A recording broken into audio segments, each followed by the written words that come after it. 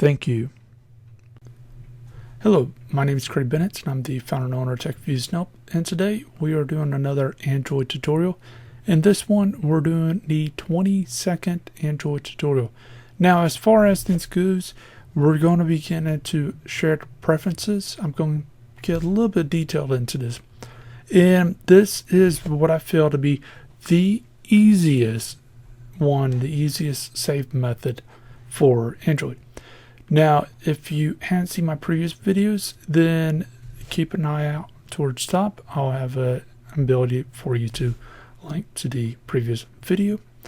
And if you want to skip ahead because you already know about shared preferences or just want to skip ahead, then I'll have something towards the top to skip ahead, given that video is out.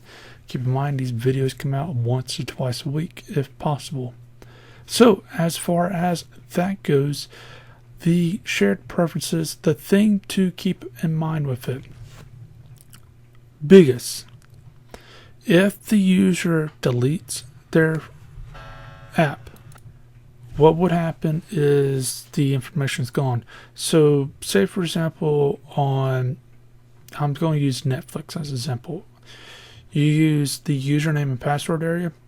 For the username, say you got to log in every few times, you can say remember me type of thing. Well, the username, what would end up happening is it will save the username, so ABC123, and then when you come back, it will remember that. Usually that will be a shared preference, and then when you delete the application, reinstall it, you notice that you don't have that again. And that's because it was all internal. The application stayed internal.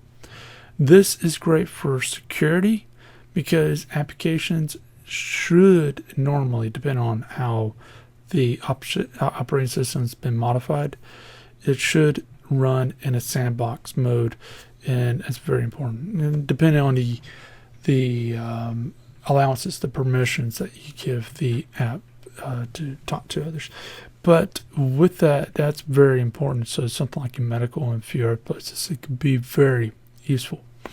Now, with this, shared preferences, you're going to have to remember it's great for small things. So, for example, if you want to keep track of usernames, things of this nature, if you want to keep track of booleans and a few other things, if you want to keep track of how many times a person has gone to the application, things like this, it's a great method.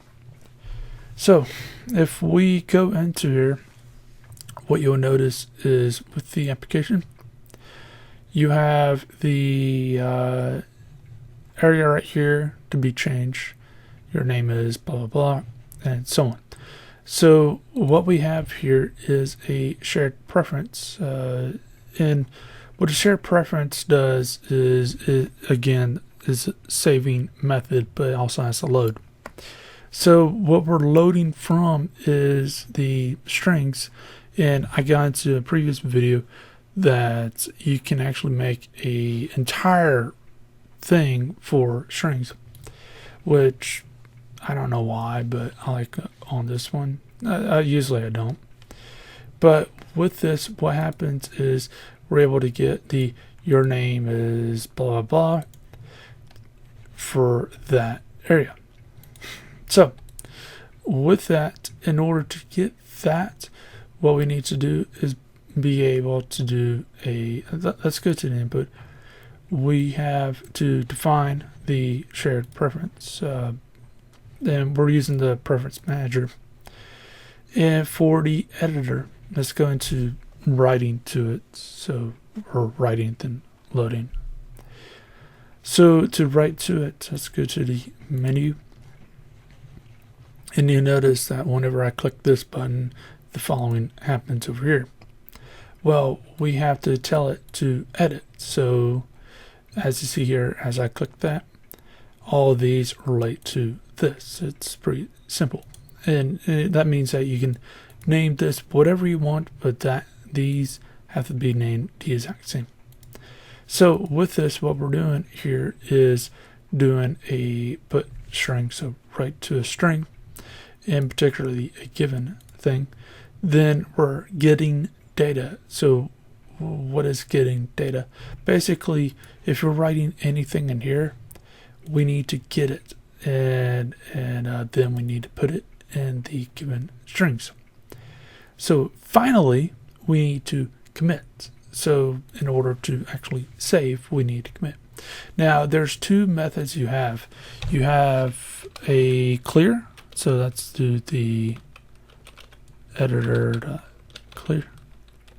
So as you see here, we can do a clear, and what a clear does is it clears the information, but we can commit. Now, if you're going to write, you need to commit. So just keep that in mind. It's not too hard to remember that. Just add commit. And then the finish has nothing to do with shared preferences, but for those of you wondering, you click the submit, it kills that page, and it goes back to what it was. So with that, let's go into the get value, and we can go back to this if we want. And basically what happens here is on start, what happens is the preference, we're getting this stuff, and we're doing a data, so the name and the default name. So again, we're getting it from those areas. And then once we get what we need, so say for example with the phone number string, whatever, we got right here. So for example, right here, we're string name blah, we got right here. So we're setting the ID, we're setting the ID to this, whatever this equals to. Same thing with this. So basically with phone number, we set the ID to the phone number ID, which was the one of these, I believe it's this one. And then we needed to sell it what to set it by, and that's what that is. It's pretty straightforward with that. Now with that, that's pretty much about it. You can do more advanced things than just pulling up information.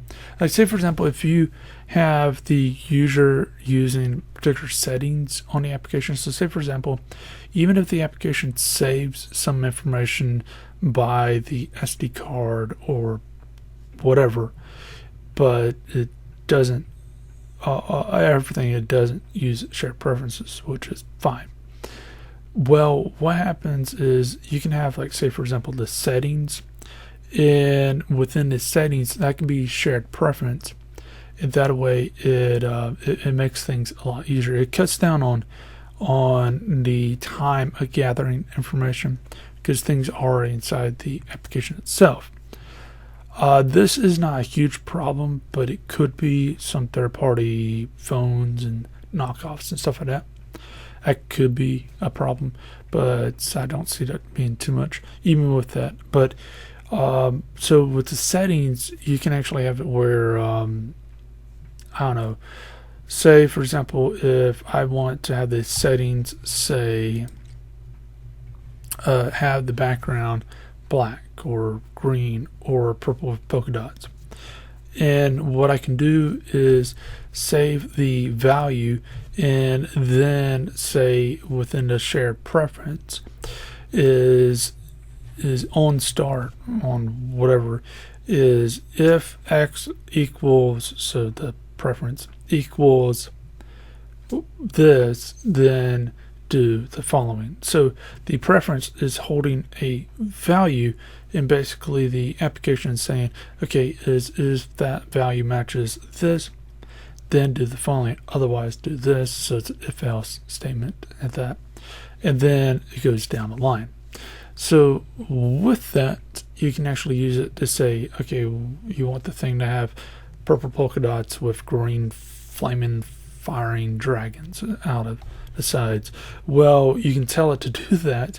Obviously, the shared preference is not advanced enough to do all that type of stuff, but it's advanced enough to say, okay, the person, if the person says, I want that in the settings, then the shared preference says, I don't know, the ABC, and then the thing says on start, reads the thing and says, if is ABC, then do all the stuff I just mentioned.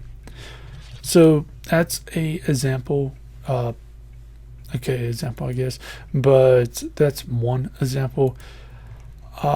This is another, the actual real world example I'm giving is another. There's a few of them out there, so there's that. But keep in mind, this stuff will be on GitHub. Check out the link down below in the description. While you're down there, leave a like, subscribe, and share. And I'll see you in the next video. And I hope you have a great day. And by the way, if you go in the GitHub thing, feel free to use it. It's not a problem. But yeah, I'll see you in the next video. Hope you have a great day.